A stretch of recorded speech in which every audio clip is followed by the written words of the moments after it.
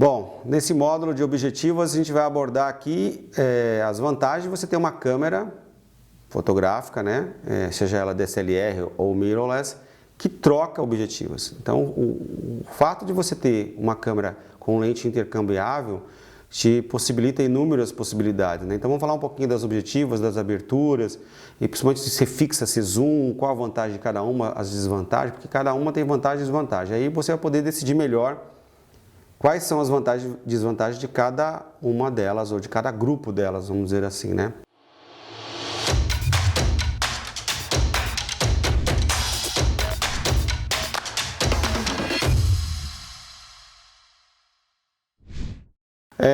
Primeiro vamos entender uma questão da distância focal. Quando a fotografia veio do filme, né? Veio do filme fotográfico, a película mesmo, né? E aí quando chegou as câmeras digitais, o que foi feito? Basicamente você tirou o lugar onde o filme, você colocou um sensor, né? Então, do tamanho do filme fotográfico, né? Então, essas nós chamamos de câmeras full frame, ou câmeras de quadro cheio, que o tamanho do sensor é exatamente o tamanho do filme fotográfico, né? Então, ó, nesse slide aqui dá pra gente entender melhor. Então você vê lá, se você pegar um filme fotográfico, ele tem lá o tamanho de 36 mm por 24 mm, ou seja, e a diagonal dele, né, tem exatamente 35 mm, por que a gente chama 35 mm, por isso que a câmera fotográfica era conhecida como 35 mm, porque a diagonal do filme tinha 35 mm. Como as televisões também são assim, né? Ah, eu tenho uma televisão de 42 polegadas. Não é que tem 42 polegadas de largura ou de altura. Não, a diagonal da tela tem 42 polegadas. Ou tem 50 polegadas, 60, 70, 32, né? Então, esse é o tamanho do filme fotográfico. Aí tiraram o filme e colocaram o sensor fotográfico. Só que o sensor é um item caro na câmera, um item de tecnologia bastante avançada, e tem um custo alto, né? Vamos dizer assim. Então se optou de fazer uma versão de câmeras onde o sensor fosse cortado um pouco, cropado, por isso que a gente chama de APS-C, né? Um formato menor e com uma qualidade bastante interessante, com custo infinitamente menor.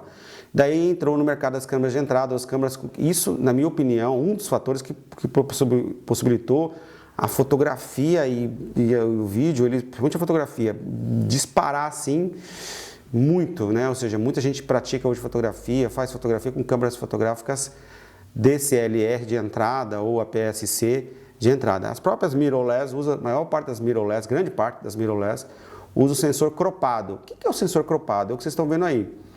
A Canon e a Nikon são os dois fabricantes principais aqui no Brasil. O da Nikon um pouquinho coisa maior, né, do que a Canon. Então, a gente costuma dizer que o fator de crop da Nikon é 1.5, e o fator de crop da Canon é 1.6, como vocês estão vendo aí. Então, na prática, quando você olha no visor, você está vendo o quadro já certo, obviamente. Porém, quando você está usando uma lente numa câmera full frame, vamos pegar um exemplo da cinquentinha, né? Igual a gente está aqui. A gente está com uma 50, porém, ela está numa câmera APS-C, numa 7D. Então, ela vai se comportar com esse quadro aqui, ó. Está usando uma câmera da Canon, então ela vai ver esse quadro aqui. Porém, se eu pegar a mesma lente, com a mesma distância focal e colocar numa full frame, numa 5D Mark, sei lá quanto, Mark 4, ela vai ver todo esse quadro aqui. Você vê que a câmera mudou como o sensor é maior, então ela pega um ângulo maior. Então, quando a gente usa uma lente numa câmera cropada, é meio que, vamos dizer assim, que ela aproxima um pouco, vamos dizer de uma forma prática, que ela aproxima um pouco. E quando eu uso uma câmera full frame, ela enxerga o quadro originalmente que ela foi projetada, porque vem do filme isso. Então, tem essa diferença, né? Esse fator de crop que a gente costuma dizer de 60% no caso da Canon e 50% no caso da Nikon. Então, tem uma aproximação. Então, a minha lente, que é 50 mm, que tem um ângulo X de visão, né? Vou voltar aqui, ó. Tem um ângulo X de visão. Quando eu coloco ela numa câmera APS-C, o ângulo dela muda, ela meio que aproxima. Então, a lente 50 se comporta com o ângulo de visão de uma lente 80, perto de 80 no caso de uma Canon e próximo de 75 no caso de uma Nikon. Então, ele meio que aproxima. Então, tem esse fator de crop que a gente tem que levar em consideração, porque boa parte das câmeras usam sensor APS-C. Igual a gente viu na aula de balanço branco, em que eu falei do balanço branco médio, o azulado e o amarelado, eu vou usar o mesmo conceito aqui. Porque assim, existem inúmeras distâncias focais. Então, assim, para não confundir, então vamos lá. Primeira coisa, o que é distância focal? Né?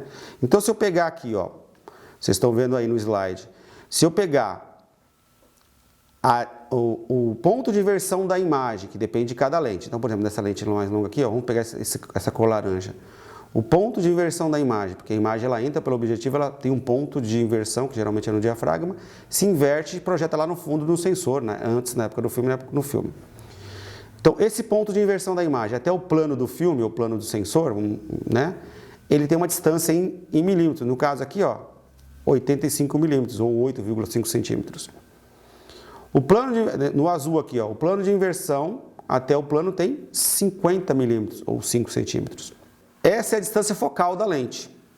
Nossa, que numeração, que virou uma confusão. É simples. A lente 50 milímetros, que é considerada a normal, porque ela tem um ângulo de visão do olho humano, de um olho humano, né? Não dos dois, de um só. Então, eu estou aqui, ó.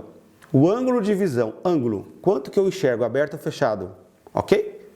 O ângulo de visão é aproximadamente 46 graus. Por que é 46 graus? Que é aproximadamente o ângulo de visão do olho humano. E quando você coloca numa câmera full frame, obviamente, porque toda a nomenclatura vai para uma full frame, então 46 graus é o ângulo de visão normal do olho humano.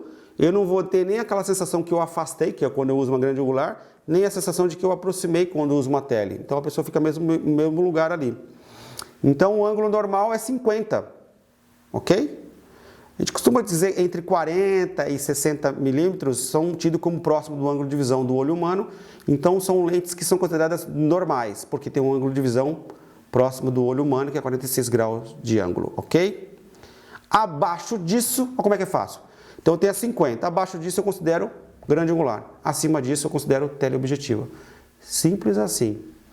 Então se eu pegar uma lente que tem um ângulo de visão 35 milímetros, 28 milímetros, 18 milímetros, 15 milímetros, 12 milímetros, 8 milímetros, são todas grandes angulares, são lentes que vão abrir o ângulo, vão enxergar mais coisa, meio que levar o assunto para trás um pouco, ok?